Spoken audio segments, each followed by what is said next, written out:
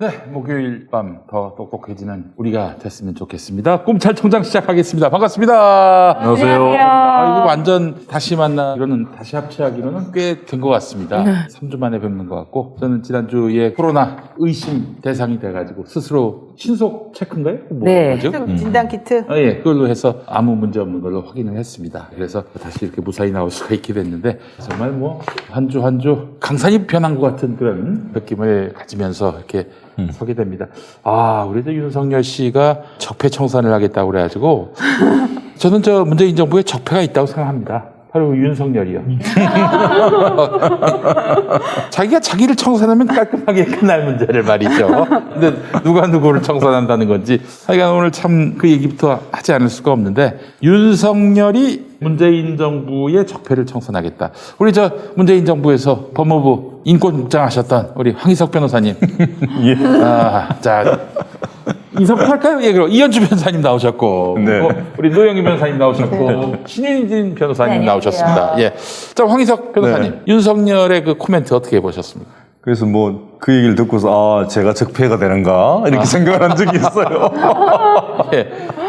뭐 제가 뭘 쌓아놓은 뭔가 있는가, 비리나 비행이나 돈을 또 많이 번 것도 아니고. 네. 참 이건 적폐라고 하면 쌓아놓은 패단이잖아요. 그렇죠. 켜켜이 쌓인 패단이라는 거를 적폐라고 그러는데, 저 사람은 그 적폐의 말뜻을 아는지도 모르겠고, 과연 뭐 저나 문 대통령이나 주변 사람들 어떤 적폐를 얘기하는지 구체적으로 언급한 건 없어요. 네. 아마 언급할 수가 없을 겁니다. 네. 자기의 의심과 그냥 스스로의 주장일 뿐이지, 결국 이게 정치적인 어떤 공세 같아서 굉장히 불쾌하고, 결국 자신이 집권하면은 현 정부에서 자기가 총장이 되고 이렇게 했지만, 자신의 정치적 입지나 또는 행보에 대해서 반대를 했던 사람들에 대해서 그렇죠. 아주 처절한 복수를 하겠다, 네. 정치 보복을 하겠다, 이 선언이라 보이거든요. 네. 대통령이 되기도 전에 이렇게 정치 보복을 하겠다라고 선언하는 사람은 제가 볼 때는 아직 한 번도 못 봤어요.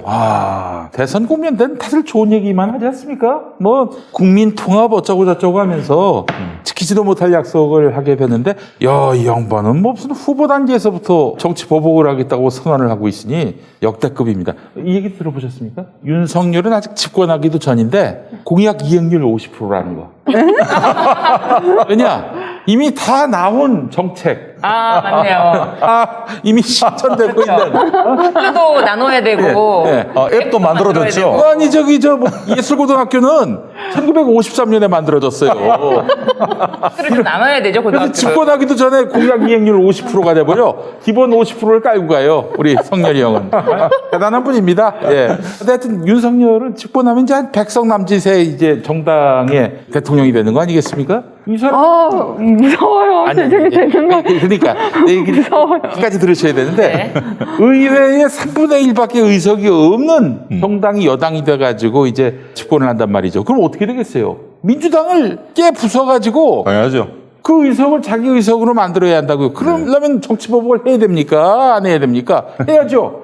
그거는 윤석열의 길일 수밖에 없는 것이고, 뭐 굳이 윤석열이 정치보복을 공언하지 않더라도 그렇게 갈 수밖에 없는 길인 건데, 근데 그것도 아주 솔직하게 천연덕스럽게 아주 해맑게 보복하겠다라고 얘기를 해가지고, 정말 지금 민주시민들이 또 똘똘 뭉치고 있습니다. 그 꼬라지 어떻게 보냐 이러면서 말이죠. 예. 근데 저는 이 말 자체가 너무 충격적인 게, 민주당 정권이 검찰을 이용해서 얼마나 많은 범죄를 저질렀는가, 책임을 져야 된다. 이 말을 주어를 민주당 정권이 아니고 다른 말만 넣어도 그거는 바로 검찰에서 검찰을 무슨 범죄에 이용했냐면서 바로 아마 고발되지 않을까. 저는 검찰을 범죄자 조직에 연루시켰다라는 말 자체로 이거는 엄청나게 공격받을 말 그 자체로, 검찰로부터. 근데 검찰총장이 아니었습니까? 그러니까 검찰은 같은 편이니까 그냥 그렇게 말을 해도 아무도 검찰 측에서는 아무 말도 안 하는. 저는 이거는 만약에 이 주어를 다른 말로 썼다면 바로 진짜 이거 수사 대상이 된다. 이렇게 보여지거든요. 바로 고발장 날라온다. 이 사람은 그런 말을 해도 괜찮구나. 이 사람은 그냥 말의 수에 끝이 없다. 벌써 이거로 저질렀다는 의혹이, 저지를 수 있는 의혹이 있다, 문제가 있잖냐, 어떤 사건성도 없어요. 그냥 이 사람 단언. 얼마나 많은 범죄를 저질렀나, 책임을 져야 된다. 와, 저는 그 말 듣고 진짜 너무 충격받았거든요. 네, 그래요. 사실은 우리 저 윤석열 씨가 작년에 검찰총장 그만둔 때가 3월인가요? 그렇죠. 네, 3월. 네. 아직 1년도 안 됐어요? 네. 그 본인이 이제 문재인 정부 들어서고 서울중앙지검장이 되고 권력을 내려놓은 지가 불과 1년도 안 됐어요. 네. 그런데 문재인 정부가 뭐 검찰 갖고 어쩌고 저쩌고 적폐였고 그래서 청산돼야 하고 수사받아야 된다 이런 식으로 얘기했다면은 네. 아, 본인 얘기 아니에요? 네. 맞죠? 아니 본인이 그러면은 또 촛불 집회 얘기를 했잖아요. 검찰 개혁 촛불 집회. 그 당시는요 조국 장관 때였고 그때 한동훈이고 뭐고 다 서울에 있었고 요직에 있었고 본인이 검찰총장이었고 왜 수사 안 합니까? 아 본인이 그 방치한 거 아니에요? 그래놓고는 저거 다 사법 처리감이다 그런 식으로 얘기하고 있으니 환장할 일입니다. 네. 저는 불쾌한 정도가 아니라 이 정도면은 뭐 사퇴를 해야 된다. 사과는 필요 없어요. 무슨 사과를 바랍니까? 아니 이런 검찰을 이용해서 범죄를 저질렀다라고 단언하는 사람한테 사과를 요구한다는 거는 저는 말이 맞지 않다. 그냥 사퇴를 요구해야 된다. 진짜 저는 사퇴를 요구합니다, 진짜. 네, 그래요. 제가 자꾸 도리도리 한다고 그러는데 여러분 떡벌도 하고 있습니다. 떡벌까지 하고 있어요 지금. 네, 떡벌까지. 예. 쳐다보지 않고 말씀하시고 알아서. 자, 노영희 변호사님 어떻게 보셨어요? 이 말 뭐 말의 필요가 있나요? 이건 도저히 있을 수 없는 일인데 이분은 정말 그 유체 이탈 유체 합법을 이탈. 너무너무 잘 쓰시는 것 같아요. 맞아요. 달변이라고 그러는데 정말 달변의 의미가 뭔지 다시 깨달았어요, 제가. 네, 왜냐면은 우리가 보통 말을 할 때 좀 자기 생각하고 좀 안 맞거나 뭔가 좀 논리적으로 안 맞는 것 같은 느낌이 들 때는 말을 자기도 모르게 버벅거리게 되고 그렇지. 말을 조금 중단하게 되고 생각을 한 번 더 해보게 되고 이런 게 있거든요. 근데 이분은 말함에 있어서 전혀 그런 막힘이 없는 거예요. 그러니까 정말 국민을 위해서 뭔가 얘기해야 되고 연설해야 되고 그럴 때는 프롬프트가 없으면 안 된다 이러는 분이. 그렇지. 어쨌든 이런 종류의 말에 대해서는 정말 막힘이 없어요. 근데 그 다음에 그것이 잘못이 아니냐라고 지적을 해주잖아요. 네. 그럼 우리 같은 경우는 이제 좀 뭔가 반성하고 아 이거 내가 좀 말을 심하게 했다라던가 내가 이렇게 말하는 거는 좀 옳지 않았다거나 너무 나갔다거나 이렇게 생각하게 되잖아요. 네. 스스로가 자기가 검열을 하게 되면은 거기에 대해서 사실 어떻게 합니까? 정상적인 사람이라고 한다면 정말 미안해하는 마음을 좀이라도 가지면 좀 쭈뼛쭈뼛 거리기라도 하고 이런 게 그렇지. 있잖아요. 네. 근데 이분은 전혀 네, 저는 진짜 그래요. 전혀 잠깐만요. 전혀 내가 언제 그런 말 했어요? 내가 그런 말은 역사가 없어요. 이렇게 말을 해버리는데 그렇지. 아무리 증거를 갖다 대도 얘기가 없어요. 게다가 이번에도 이랬잖아요. 대통령이 청와대에서 사과해라 그랬더니 나는 원칙적으로 문 대통령과 생각이 같다. 그 말을 하는 거예요. 그러니까 대답이 질문과 대답이 완전히 딴판이거든요. 예. 근데 보통 정상적이라면은 본인 스스로가 그런 말을 할 때 좀 찔려야 되고 뭔가 안 맞아야 되잖아요. 이게 스스로가 뭔가 좀 부조화스럽다는 걸 느껴야 되잖아요. 이분은 전혀 그런 거 안 느끼는 거예요. 아니 그 지난번 토론에서 LTV 80% 그렇게 공약했다고 보도가 나왔어요. 심지어 그리고 주 52시간도 그렇죠. 폐지한다 뭐 어쨌든 이러면 안 했다고 그러니까 신성적 했다. 후보가 그때 그랬잖아. 나 토론회하고 나서 제일 힘든 사람이 윤석열이었다.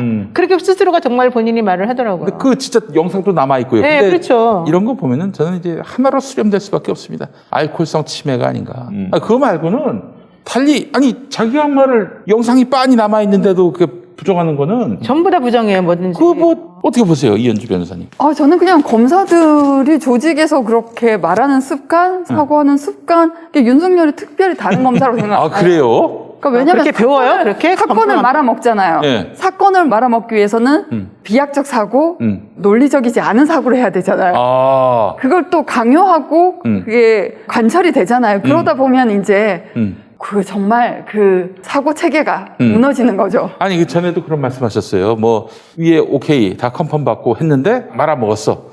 그러면 이제 다시 찾아갔을 때는 그 간부가 왜 그랬어? 그러니까 그랬다는 거 아니야? 모 전 검사장이 네. 공수처 처장으로 거론되기까지 한 사람이 네. 건설에서 사장이 스폰서가 있었어요. 그 네. 아들이 음주운전을 했어요. 네. 그러니까 음주운전은 아시지만 핸들만 잡아도 그런 거잖아요. 근데 네. 그 사람이 이제 주차장에서 차를 빼려다가 그 사건이 맞는데 그 담당 검사를 불러다가 그 검사장이 이게 운전의 고의가 있나? 주차의 고의지. 정말 이게 무슨 운전이야. 운전의 고의는 없어. 음주운전이 아니잖아. 주차잖아.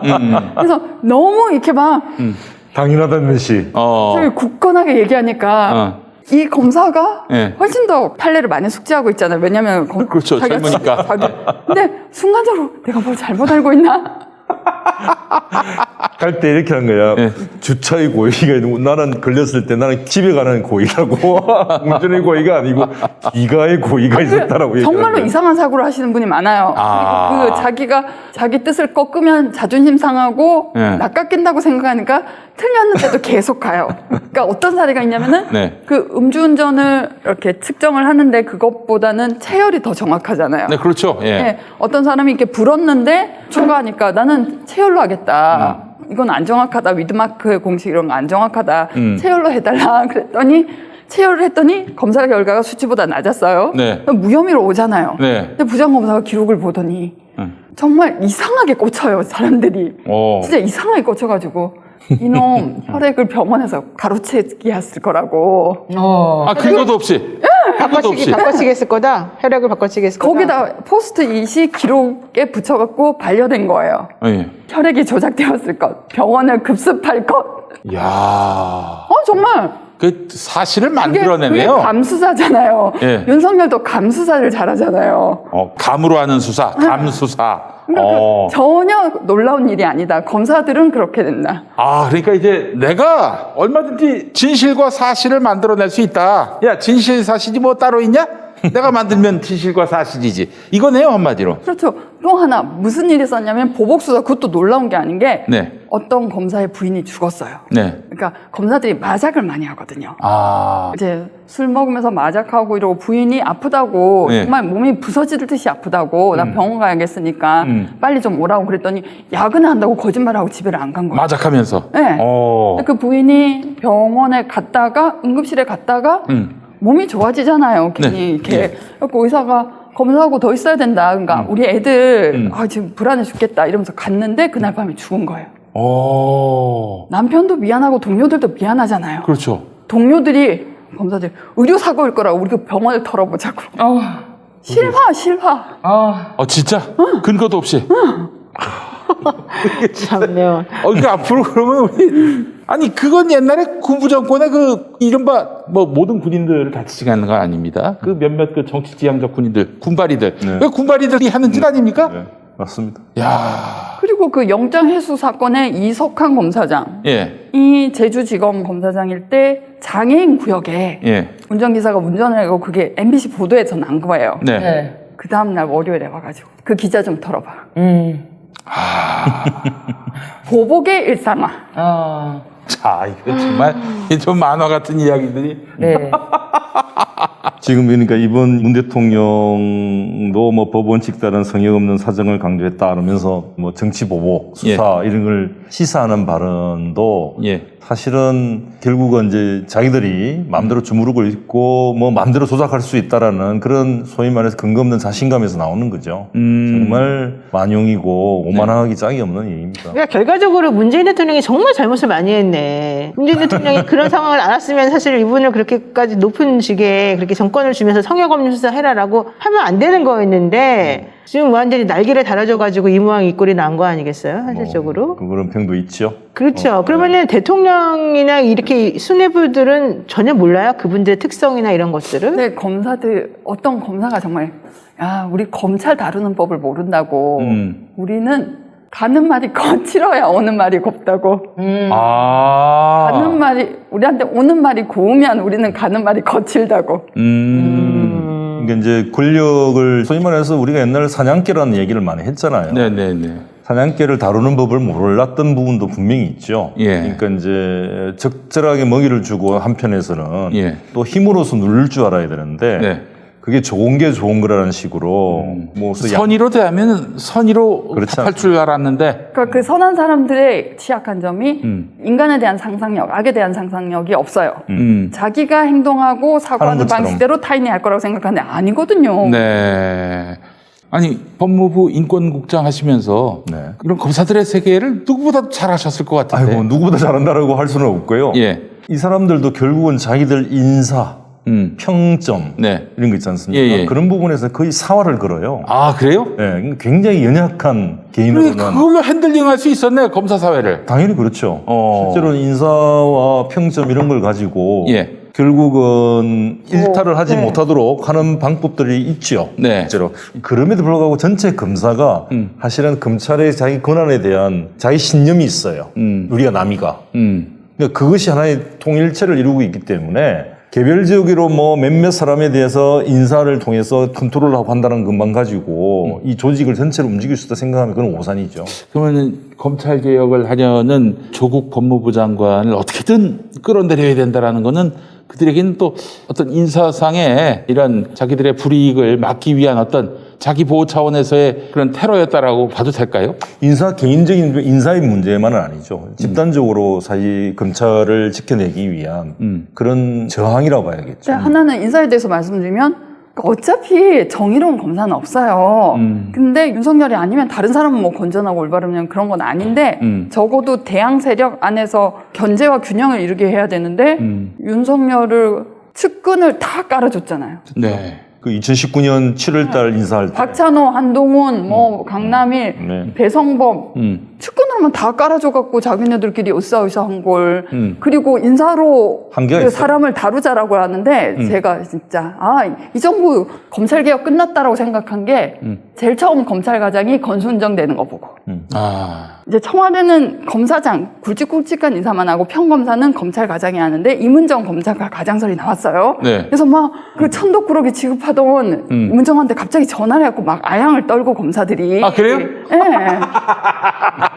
이 프로세스에서 댓글 공격하고 그런 사람들이 전화해가지고 막 아양을 떨고 너무 역겨웠다고 토 나올 것 같았어요, 진짜. 그랬는데 예. 권순정이 또 검찰과장이 된 거예요. 권순정. 이거는 그냥 뭐 제가 이문정 검사를 방치했다가 아니라 예. 무슨 메시지를 줬겠어요. 저렇게 등불나게 자기 양심 지켜봐도 뭐. 그리고 그 다음에 누구냐면 신자용. 신자용이 누구냐면은 특검할 때 네. 같이 따라갔던 사람이 한동훈 따까리라고 생각하시면 돼요. 그 장진수 주무관의 폭로로 시작된 네. 사건이 있었죠. 예, 그 예. 직후였나요? 이명박 대통령 비판하는 동영상이 있는데 그걸 김종익 씨라는 분이 자기 블로그에 올렸다가 사찰당한 예. 그 사건이었는데 이제 김종익. 그쵸. 이 김종익. 장진수 주무관은 국무총리실 소속이었는데 너 입 다물어라 5천만 원. 그러니까 아니 국가가 무슨 너 입 다물어 해서 5천만 원을 국정원 특활비에서 줬죠. 그 폭로를 했어요. 범죄를. 폭로를 했어요. 왜냐면 예. 관봉이 찍혀있는데 그 관봉이 뭐 이렇게 국가 돈인 게 확실하고 그 폭로를 했는데 그걸 묻은 사람이 신자용이에요. 묻은 사람이 신자용. 용. 예. 네. 영이 아니라 용. 예. 장진수 주무관이 관봉 촬영한 거 사진 이런 거 다 주는데 나중에서야 그 관봉 어떻게 마련했느냐 김진모 남부지검장이 국정원 파견 가 있던 시절에 그래서 나중에서 구속돼가지고 재판받고 뭘 인사로 사람을 다루기는커녕 그런 사람도 그야말로 적폐인데 네. 중용하신 게 문재인 정부 아닙니까? 그 책임에서는 진짜 벗어날 수는 없어요. 예. 그거는 제 생각에는 솔직히 인정하고 사과를 해야 한다고 저는 개인적으로 생각해요. 그거는 만인이 다 알고 있는 것이고. 그 인사는 이제 윤석열이 한 것이고. 네. 윤석열이 말한 아니 검찰을 이용해서 얼마나 나쁜 짓을 많이 했습니까? 예. 그 사례잖아요. 그게 바로. 그게 지금 그게 바로 그 사례잖아요. 스스로 디스하는 겁니까? 자기 막 새끼 친자용을 잘라야지. 한동훈도 자르고 봐요. 그래요. 그거 정말 턴키로 그냥 완전히 다 윤석열한테 야 네가 다 알아서 해라. 그렇게 돼버렸어요 사실. 2019년 7월에 그 검찰 인사가요. 맞아요. 어떻게 이런 일이 가능했을까? 왜냐면 그때 이례적으로 기수를 너무 파괴하고 뛰어넘다 보니까 많은 사람들이 그만두고 하면서 또 그리고 이제 윤석열이라는 공무원에 대해서 제대로 된 정보가 잘 입수가 안 됐다. 그런 점이 좀 허점이 아니었나 싶은데 이게 그러니까 상식적으로 생각을 하겠지, 상식적으로 행동을 하겠지라는 그런 상식이 아예 없는 사람일 거라고 그런 상상을 하기 쉽지가 않아요, 사실은. 네. 근데 당시 또 그런 얘기도 있더라고요. 윤석열이 하도 자기 특수부 출신의 측근들만 이렇게 잔뜩 기용하니까 내부에서 이제 불만이 나오니까 내부의 어떤 분란은 외부의 어떤 적을 설정해 놓고 싸움으로써 타개할 수 있다 해서 그래서 조국을 친 거 아니냐? 그런 얘기도 또 있긴 하더라고요. 인사에 관해서 이거 다른 얘기인데 조국의 시간 그 책에 정말 알고 싶잖아요. 검찰 인사 왜 이렇게 했나. 네. 다른 4줄이 적혀 있더라고요. 국정농단, 사법농단 사건을 특수부 검사들이 직관을 하니까 네. 거기에 대한 인사보상이 이루어져야 한다고 서로 합의됐다. 그 정도만 말해두겠다. 아, 그게 무슨 말일까요? 그러니까 검사가 자기 일 열심히 하는 건 당연한 건데 거기에 그러면 형사부 검사들은 보상 안 해줍니까? 전 이해가 안 되더라고요. 일도 이해가 안 되더라고요. 그 말씀에 어떤 힌트를 찾을 수 있을까요? 대통령이 잘못했다는 얘기네요. 결과적으로는 그들이 한 행동을 모든 걸 다 정당화시키고 그들이 한 것에 대해서 전부 다 니네 잘했으니까 그 정도 니네 마음대로 정권 휘두르는 거를 니네 줄게라는 식으로 지금 다 보상을 해줬다는 거 아니에요? 그냥 서로 일단은 합의가 되어서. 윤석열 씨가 총장이 됐을 때 인사안을 요구를 했죠. 네. 쉽게 말하면 자기가 원하는 인사를 하게 해달라. 예. 그 요구 상황이 그대로 관철된 거죠. 그걸 확인했던 거고. 이제 그때만 하더라도 윤 총장이 이제 적폐청산을 하고 뭐 수사를 하고 이러면서 또 더군다나 뭐 국민검사 네. 뭐 이러면서 소위 여권에서는 진짜 또 바람잡이 역할을 많이 했잖아요. 예. 또 정치인들 쪽에서도 사실은 그런 요구를 받아가지고 예. 윤석열 씨를 총장으로 계속 밀어붙인 사람들이 사실은 이번 경선 과정에서 누군지 다 드러났죠, 사실은. 경선 과정에서. 예, 한 캠프에 다 모이더라고 보니까. 그러면 윤석열이 내가 대통령이 되면은 검찰 적폐들을 다 없애겠다는 거는 한동훈, 신자영, 박찬호, 기타 등등 다 보내버리겠다 이런 말. 아, 그런 말인가? 그런 말인가? 본인도. 아니 그게 아니고 독립운동한다라고 이야기한다고 그랬잖아요. 이 사람이. 결국은 이제 제 생각에는 이게 메시지라고 저는 생각합니다. 이게 국민적인 메시지도 분명히 있죠. 그런데 저는 검찰에서 지금 특히나 본인과 본인의 배우자 그 다음에 본인의 장모, 네. 그 다음에 대장동에 관련해서 또 이렇게 여러 가지 사람들이 수사를 받고 있지 않습니까? 저는 그 수사기관, 특히 검사들에게 주는 메시지가 강하다고 보죠. 아, 이제는 내가 대통령이 돼서 당신들을 중용하고 당신의 세상이 되도록 만들겠다.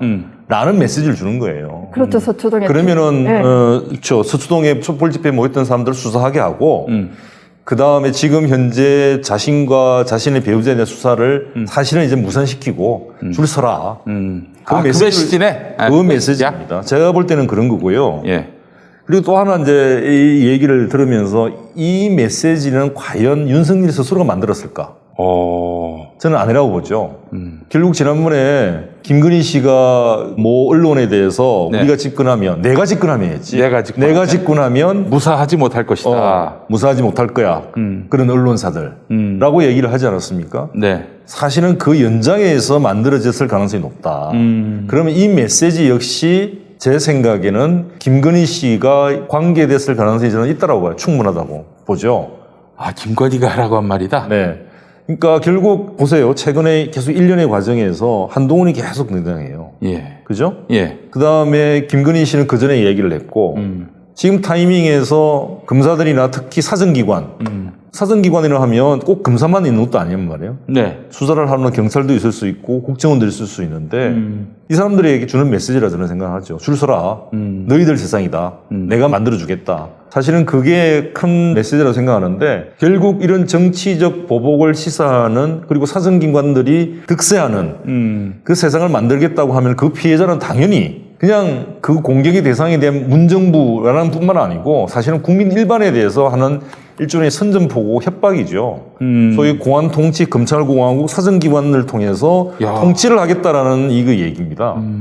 그러니까 이 메시지는 상당히 심각한 거죠. 검찰 쿠데타라고 얘기했을 때 우리가 네.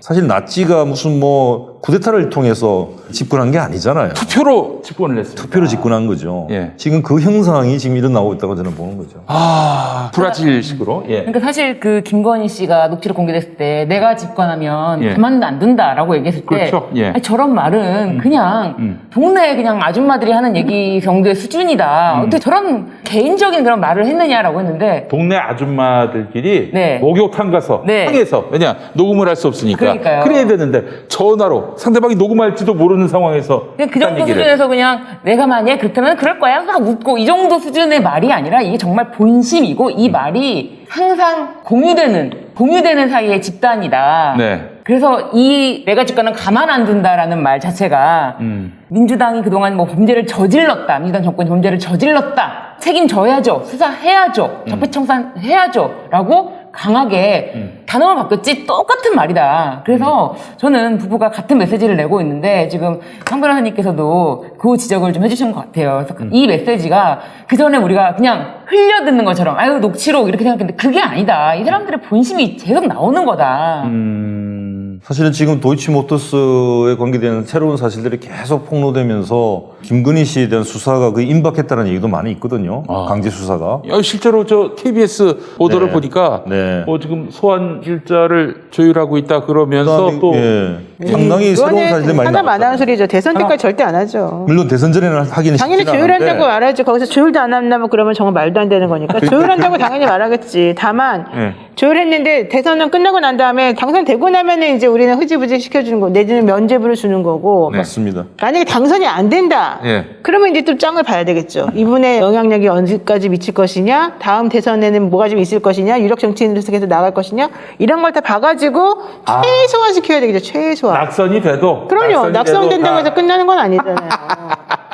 그리고 낙선이 돼서 끝내버릴 것 같으면 너무 아깝지. 그동안에 열심히 한 것들이. 그러나 이재명 후보가 낙선하면은 얄짤없이 이제 이제 그냥 다 가는 거지, 이제 전부 다. 한 방향으로. 아이고, 참네요. 또 한 가지. 예. 청와대를 포위한 검찰에 대해서 말하고 싶은데 예. 바깥에서만 뭐 살아있는 권력 수사로 그러니까 문재인 정부하에서 이 혹독한 가혹한 검찰권 행사를 정당화시킨 이데올로기가 살아있는 권력 수사론이었잖아요. 네. 근데 바깥에만 있었던 게 아니라 청와대 안에 첩자를 했었죠. 박형철. 박형철. 야, 나중에 아주 제대로 그냥 뒤통수를 쳤습니다. 예. 거기 울산시장 성모개입 그리고 유재수 감찰무만 그 다 단서 어디서 왔습니까? 걔네들한테서 왔고 걔네들 진술이 결정적이었고 걔네들은 그래요? 검사들이 그리는 그림을 아니까 그럴 원하는 수밖에 대로 다 없는 진술해 게 준 그분은 거예요. 어차피 청와대에 오래 있을 사람이 아니잖아요. 그럼 나를 뽑아줬다 하더라도 내가 여기 충성할 이유가 없는 거지. 내가 들어가는 내 친정에서 나를 끝까지 봐줘야 근데 박형철을 청구한 사람이 누구? 윤석열. 그러니까. 그 징계 동기잖아요. 그 댓글 사건에서 그렇지. 한 명으로 징계 동기죠. 예. 그래서 그때 굉장히 좋게 봤었는데 역시 뭐 뿌리는 우리가 사람 보는 눈이 없다. 그러니까 우리가 이제 이번 경우를 통해서 얘기한다면 우리가 검사에 대해서 개별적으로 환호하는 거는 절대 하면 안 됩니다. 맞아요. 예를 들어서 우리가 지금 좋아하는 몇몇 검사들도 있죠. 예. 그러나 그것이 이게 뭐 그분이 지금 하는 행동에 대해서 우리가 찬사를 보낼 수 있고 그다음에 칭찬을 할 수는 있지만 자칫 그 모든 행동들이 다 옳은 행동이라고 전제하고 움직여서는 저는 안 된다. 왜냐하면 검사는 검사로서의 자기 직분이 있는 거고 그렇지. 그 이상을 넘어설 수 있는 것도 있기 때문에 예. 무섭다. 제가 볼 때는 어떤 개인에 대해서 우리가 뭐 영웅화 시킨다거나 예. 그것은 굉장히 조심해야 된다. 이번에 제가 대호각성을 했습니다. 대가리 박았어요. 한 5초. 그러니까. 너무 무거워서 반성해야 되겠네. 목뼈가 부러지는 줄 알고. 예, 하여튼 했는데 그래요. 저는 근데 진짜로 윤석열이 그때 청문회 나오고 했을 때 막 이제 국힘에서 마구 공격을 하고 했을 때 저는 그렇게 사실 뭐 윤석열에 대한 것보다도 문재인 대통령이 경찰청장으로 임명하겠다는데 국힘 저것들이 반대라는구나. 네. 그러니까 나는 국힘의 반대니까 나는 찬성이다. 예. 저는 국힘의 하는 짓만 반대로 가면 되는구나라고 생각을 해서 더 적극적으로 찬성했던 사람이기도 하거든요. 이거 뭐 그 대부분의 국민들이 그러셨죠. 그런데 뭐 이 윤석열 후보의 발언 자체가 수위가 막 자기들 막 이렇게 말을 하면서 자기들이라고 표현하더라고요. 네. 내가 자기들이랑 끝까지 같이 갈 줄 알았나 보다. 막 굉장히 천박한 발언으로 어떻게 저렇게 말하지? 저 정도 수준이면은 네. 이 사람이 과연 도대체 외교라든지 어떤 무엇을 맡길 수가 있을 것인가. 사실 이 사람이 검사로서는 이 사람의 개인적인 어떤 발언들이 생각들이 외부로 이렇게까지 나오진 않았잖아요. 네네네. 그래서 이렇게까지 천박한 사람인지는 몰랐는데 정말 바닥의 바닥이다. 근데 이 사람을 얼굴로 뽑는다는 게 말이 안 되고 사실 일주일 전에 설쯤에 이제 노 변호사님께서 그 말씀하셨어요. 여론조사가 이렇게 지형이 이렇게 되면은 이제 만약 국힘 쪽으로 정권이 넘어가면은 문재인 대통령을 지켜야 되는데 너네 어떻게 할 거냐라는 어떤 그런 마음을 심어줘야 된다라고 하셨는데 네. 심어주는 게 아니라 대놓고 말을 하고 있어요. 대놓고 가만두지 않겠다라고 말을 하고 있는데 진짜 저는 이런 시점이기 때문에 더더군다나 이재명 후보가 대통령이 되어야 된다. 정말 반드시 이재명 지사만이 뚫고 갈 수 있다. 이 시대를. 알겠습니다. 저 우리 예, 그러면서 하나만 간단하게 말씀. 예. 이인걸 변호사. 이인걸. 예. 이인걸 변호사는 또 어디서 하려고 하면 정경심 교수 사건에서. 음. 그때 검찰 편에서 변호 활동했잖아요. 정경심 교수한테 그렇게 떳떳하시면 PC를 왜 교체하십니까? 라고 하면서 그게 판결문에 그대로 쓰여졌죠. 네. 뭐 변호인지 검사인지 예. 그러니까 참 조국 교수님도 순진하셨던 거예요. 예, 아이고 참. 자, 그래서 이 이야기는 이렇게 한번 정리했으면 좋겠습니다.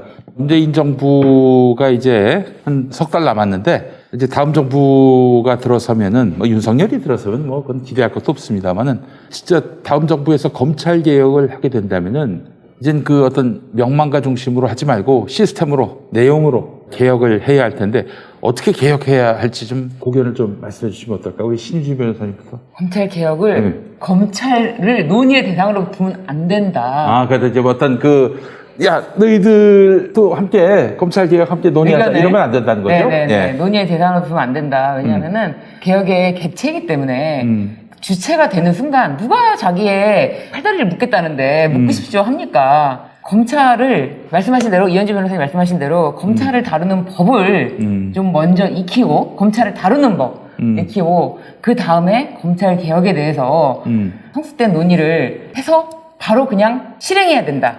이거를 민주주의에 따라서 근데 너무 오래 걸렸잖아요. 너무너무 오래 걸렸거든요. 이거 사실 정권 초기부터 있었던 일이기 때문에 초기부터 이거 계속 개혁안이 나왔던 거잖아요.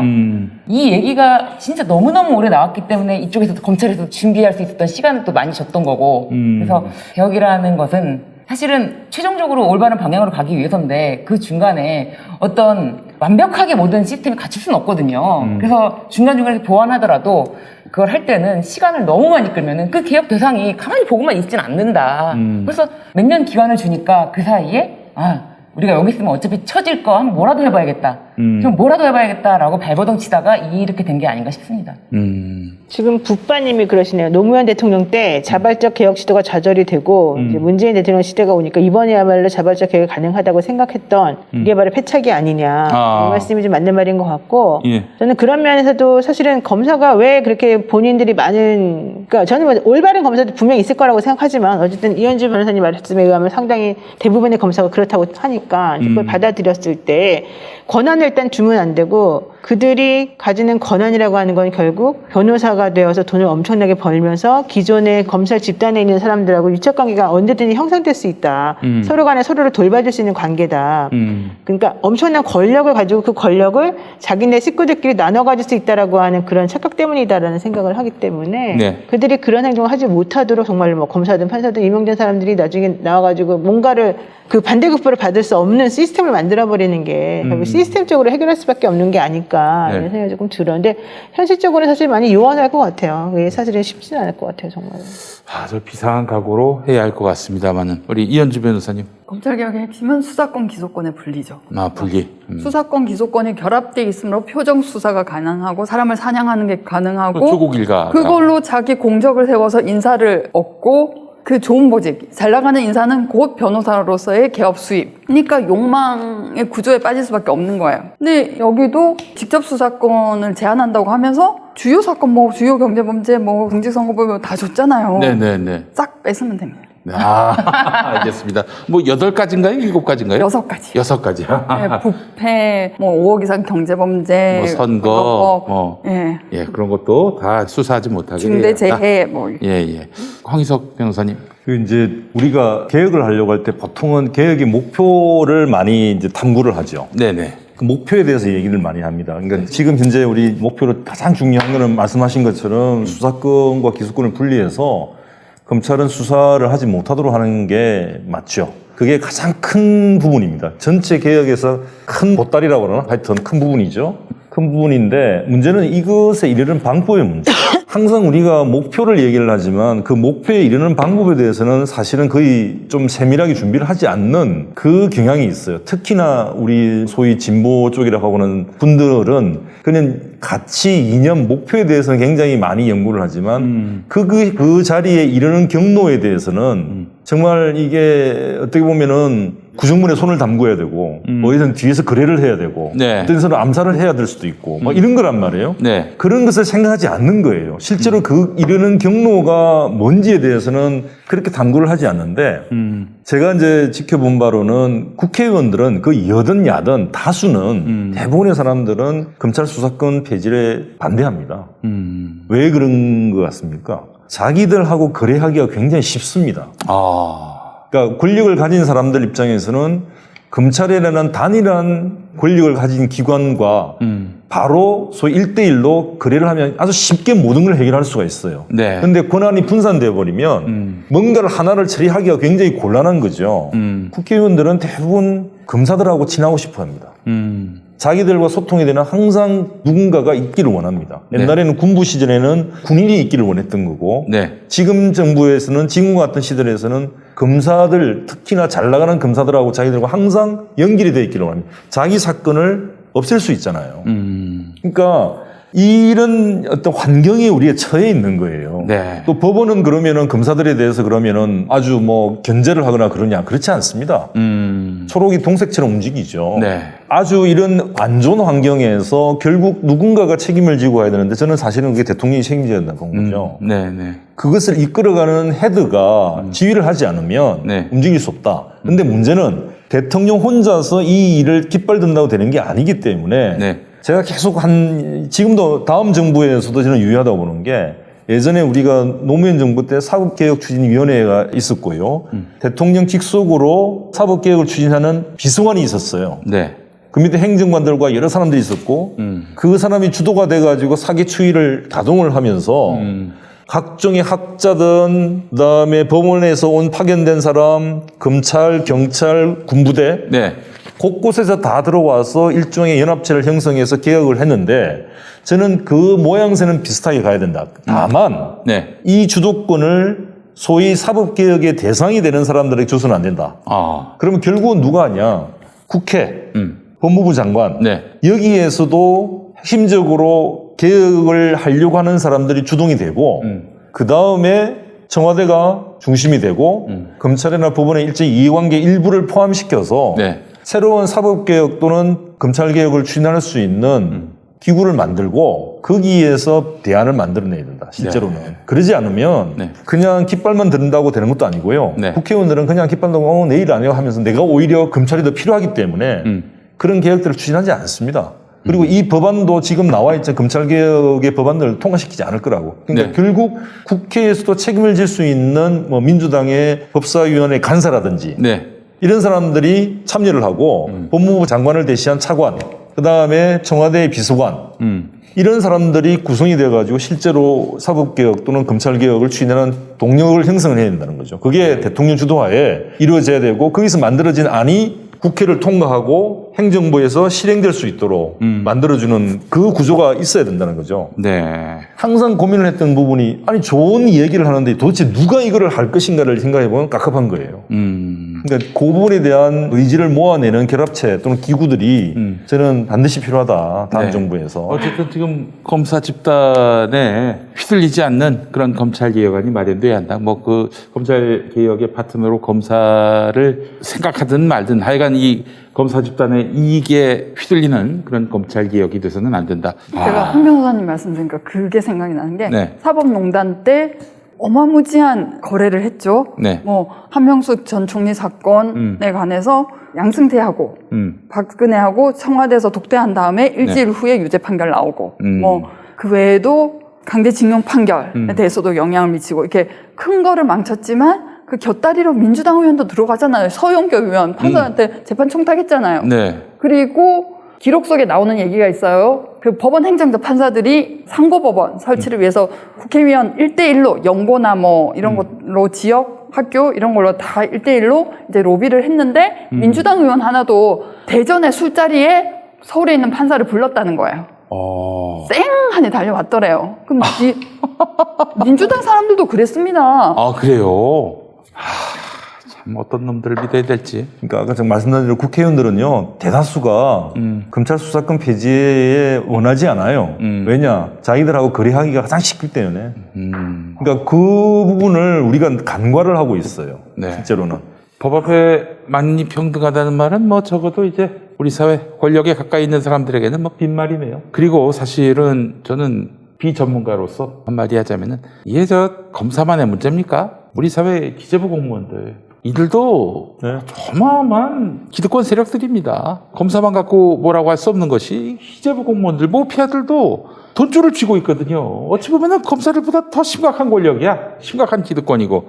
이들을 제대로 통제하지 못한다면은 이 나라는 이제 기재부에게 휘둘릴 수밖에 없는 것이고, 국민들이 정말 다 굶어 죽어가는 판에, 정말 죽지 못해 살고 있는 판에도 뭐 그냥 눈 하나 깜짝하지 않는 나라가 될 수 있다. 그렇기 때문에 그야말로 공무원 조직을 통제하는데 실패했다라는 걸 좀 자인하고 뼈아프게 반성하고, 민주당은 다음 정부에서는 바로 잡겠다, 기강을 바로 세우겠다라는 약속으로 국민들의 신임을 얻는 것이 필요하지 않겠나 생각을 해봤습니다. 그러니까 막 공부 많이 하고 잘한 사람들을 우대하면 안 되겠네요.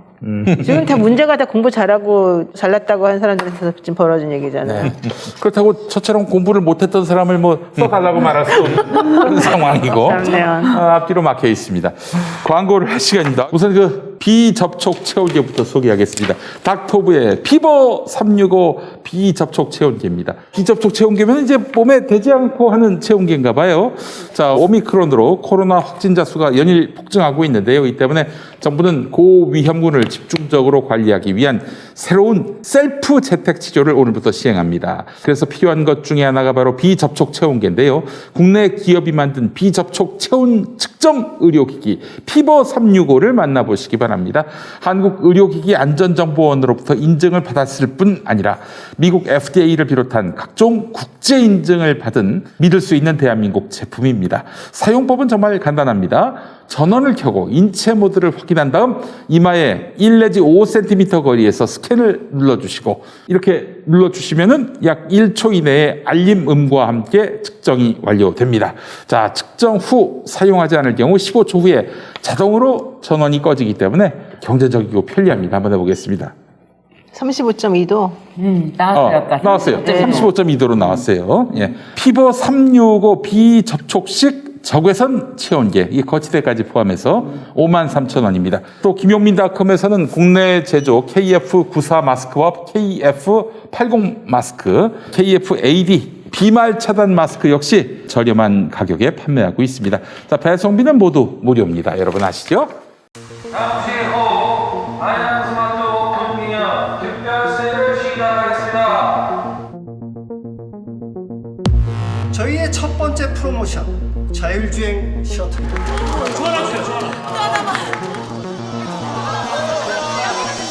이번 달 야심차게 준비한 프로모션 제품들입니다. 모두 무료로 제공해드리겠습니다. 렛츠고! 고위공직자범죄수사처. 뭐 이런 말이 요즘 나옵니다. 공수래 공수처. 공수래 공수처. 좀 맞아야 돼요. 예, 아니 윤석열 무혐의, 한명숙 모해위증 수사 방해, 이건 너무나 뻔한 자료로도 남아있는, 문서로도 남아있는, 그럼에도 불구하고 이거를 무혐의 저는 처분을 이해할 수 했어요. 있어요. 예? 이해할 수 있어요. 왜 그렇습니까? 모든 걸 이해할 수 있어요. 그 기록을 보면 어마무지하거든요. 야, 우리 검사들이 이렇게 독하게 필사적으로 혐의를 만들어내는구나. 우리도 한명숙 전 총리 같은 운명이 될 거야. 이제 투항해야죠. 손준성도 깰짝대먹고 김웅도 깰짝대먹고 네. 그분이 왕이 되시면 네. 그러니까 보도자료 결정문은 윤석열에게 보내는 투항서라고 저는 생각해요. 아, 그래요. 저 살려주세요. 너무 괴로운 말들을 너무 많이 하죠. 괴로워요. 네. 사실이 그게 리어서. 기록을 보면 네. 이제 한만호가 법정에서 진실을 밝힙니다. 제가 정말 너무 조악한 사람이었습니다. 제 검찰에 이렇게 협력을 했고 제 사업체를 잡겠다는 욕심에 이렇게 고백을 했는데 발등에 불이 떨어진 검찰이 수감자들을, 그러니까 같은 사동에 있던 수감자들을 하나하나 불러서 작업을 한 거거든요. 제가 알기로는 한 10명 남짓 작업을 했는데 그중에서 응한 사람이 2명. 그러니까 그 8명을 보면 이 사건이 어떻게 나는 연기를 못해요. 검사님 이 방에서 있었던 일은 비밀로 할 테니까 제발 저 좀 보내주세요. 그리고 한 사람은 또 불러가지고 배경을 다 알아야 되잖아요. 지금 금조부에 엄청난 큰 사건이 걸려있던데 심각하던데 저는 못합니다. 한만호 씨하고 고향에서부터 경기도 고향. 네, 예. 고향에서부터 알던 사이인데 저는 이런 거 절대 못합니다. 8명을 보면 나오잖아요. 네. 이게 이 증인 공수처 검사들이 기록을 보고 겁먹은 거예요. 글쎄. 그리고 또 본 게 정진웅 보세요. 이규원. 검찰에 적이 되면 어떻게 돼요? 이거는 저희 항복합니다라는. 그러니까 정진웅이 누구냐면 이제 한동훈 휴대폰 압수하려다가 폭행을 가한 사람으로. 복직폭행으로 유죄 판결 받고 네. 만약에 윤석열이 되면 그 양반 어떻게 됩니까, 운명이?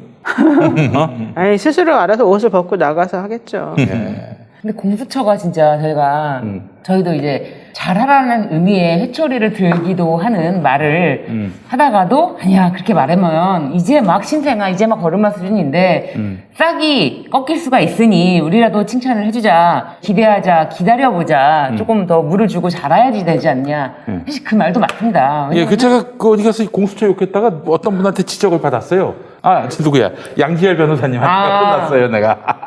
그러니까요. 왜냐하면 우리는 이제 사실은 굉장히 이 민주시민의 높은 성숙된 민주시민 정신에 의해서 우리 눈에 다 감시 대상인 거예요. 모든 것들이 일거수일투족에 다 감시 대상이라서 발견이 되면 사실 우리가 발견하기 전까지는 모르지만 발견이 되면은 아 잘못됐다라고 언제나 누구나 말할 수 있는 게 민주 사회인데 공수처가 계속 헤매고 별별거릴 때 우리가 그 말을 함으로 인해서 정말 걷지도 못한 채로 주저앉을까봐 아니요, 저는 공수처 진짜 반성해야 된다고 봐요. 그 기록에 뭐가 나오냐면 검찰에 협력했던 재소자 중에 김모 씨가 있습니다. 네. 검찰이 신세를 졌잖아요. 네. 은혜를 갚아야 되잖아요. 네. 어떤 은혜를 갚으면 보험 사기범인데 무혐의를 해줘요.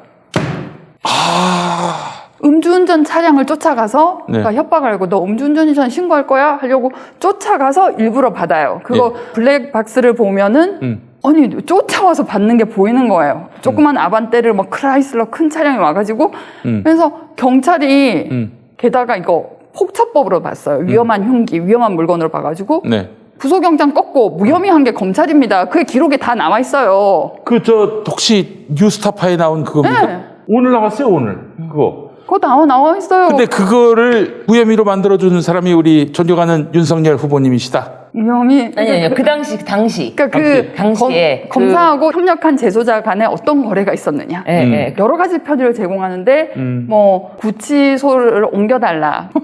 아니 수감자들이 선호하는 구치소가 있거든요. 우리 가족이 서울에 있으니까 네. 서울에 있게 하자. 그런 거 여기서 다 들어줘요. 네. 우리 변호사님들 잘 아실 텐데 제가 이제 만약에 윤석열이 집권하게 될 경우 뭐 고를 수는 없겠지만 이제 마음의 각오라도 해야 되지 않겠습니까? 제가 감옥에 갈 확률이 좀 있어 보이니까 물론 열린공감 TV 하자면 제가 번호표를 받고 기다려야 되는 상황이긴 한데 어떤 교도소 좀 안락합니까? 남부가 이제 남부. 남부. 남부? 네, 남부가 요즘- 남부랑 동부가 좀 새로 지었으니까 좀 깨끗하고. 남부구치소? 네. 근데 남부 요즘 구치소가? 아파트형 구치소라는 게 네. 불편하대요. 운동을 그래요? 못 한대요. 거기 좀 좁죠. 조금 그래서 좁아요. 네. 의방이 교도소는 의방이 좋다는. 아 서울구치소? 예. 서울구치소인데 너무 낡아서 냄새도 나고 별로 안 근데 그 좋아요. 운동을 좋아하시는 분은 벽 보고 응. 거기를 더 선호한대요. 그래도 남부랑 동부가 새로 지어서 깨끗해요. 거기가 괜찮아요. 그래도 그냥. 아 그래요. 우리 뭐 얘기하고 있어? 남부구치소가 구로구 쪽이네 여기서 가깝네 네, 또. 선왕동 있는 데 있었어요. 제가 2시간 전에 거기 갔다 오는 길입니다. 그렇군요. 알겠습니다. 아, 무슨 얘기하다 얘기하다. 그러니까 공수처가 김모 씨 그런 사기 네. 보험 사기 봐준 그 거래 내역을 다 보고 검찰과의 거래 내역까지 그러니까 어떻게 보면은 충분히 추궁하면 무슨 일이 있었는지 왜 수감자들을 다 사건 내역을 재심을 신청했는지 뭐 금주부에 다른 사건이 있는지 다 샅샅이 신변을 훑어가지고 하나씩 불러서 왜 작업했느냐 그리고 딱 2명만 협력하고 나머지는 왜 거부했느냐 그리고 그 2명에게는 어떤 혜택이 주어졌느냐 다 나오는 얘기잖아요. 근데 이런 얘기를 자꾸 하니까 아, 우리 발버둥을 아무리 써도 아무것도 안 되는구나. 이런 학생 무력감이 너무 생기잖아요. 네. 너무 우울해요. 이제 나는 그만했으면 좋겠어요, 진짜. 아니 나는 그래서 이런 이야기를 듣고 선택해야 되는 게 확실해지는 것 같아요. 저는 왜냐하면은 저도 사실은 작년부터도 그랬지만 이제 아 이제는 민주주의 다 좋은데 민주주의지만 강한 추진력과 집행력을 갖고 있는 사람이 우리 대통령이 돼야겠다. 그래서 이재명 후보가 이제 참 경선 나올 때부터 아 이재명 후보가 돼서 좀 더 패기 좋은 나라로 한 발 앞으로 갈 수 있게끔 만들어주겠다. 그래서 제가 진짜 웃긴 얘기 해드릴게요. 네. 그 사기범, 보험 네. 사기범 네. 예. 그 모 검사를 네. 자기 사촌형이라고 팔고 다닙니다. 그리고 그 보험 사기 공범이 있어요. 공범을 데리고 검찰청에 놀러를 와요. 아 그래요. 아니 그 검사한테는 은인이잖아요. 유재석 그러네. 어.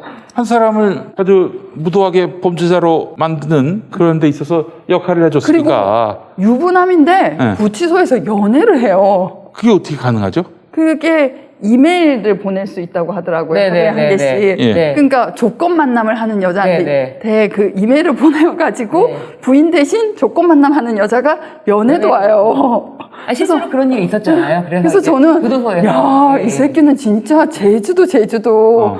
구치소에서 불륜을 저지르는구나. 아니 그 검사가 누구라고요? 아이고. 엄모. 업무 검사. 네네네네. 아, 찾아보면 나옵니까? 네. 그렇죠. 알겠습니다. 그- 뉴스타파 업무 하면 나오겠네. 공수처 얘기하다가 이제 이렇게 왔는데 네. 아까 우리가 이제 공수처에 대해서 보면 여러 가지 진짜 한심하기도 하고 엄희준 검사. 뭐 한명숙 엄검사 치니까 바로 나오네. 예.